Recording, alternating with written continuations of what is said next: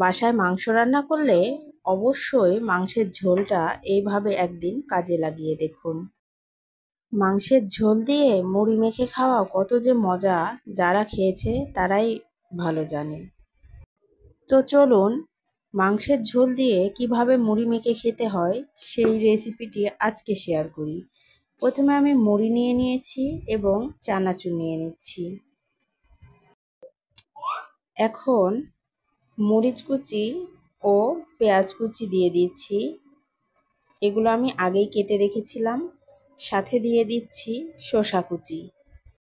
ধনে পাতা থাকলে অবশ্যই কুচি করে দিবেন, আমার বাসায় নেই তার জন্য আমি এটা দিলাম না।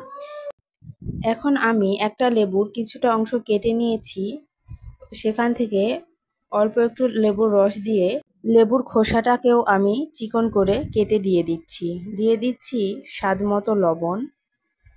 প্রথমে লবণটা একটু কম দেওয়াই ভালো, কারণ চানাচুরেও লবণ থাকে, আবার মাংসের ঝোলেও লবণ থাকে।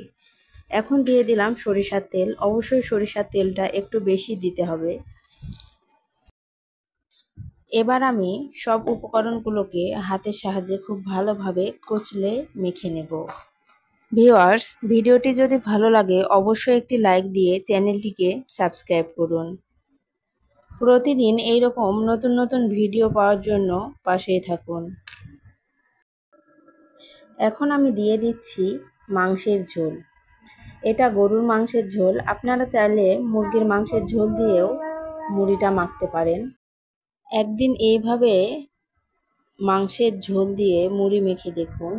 পরবর্তীতে যখনই মাংস রান্না করবেন তখনই দেখবেন মুড়ি মাখার জন্য সবাই আবদার করে বসে থাকবে। মুড়িওয়ালা মামারাও কিন্তু মাংসের ঝোল দিয়ে মুড়িটা মাখে, তার জন্য মুড়িওয়ালা মামাদের মুড়ি মাখার এত স্বাদ লাগে। আমার মুড়ি মাখা রেডি। সবাই ভালো থাকবেন, সুস্থ থাকবেন। আল্লাহ হাফেজ।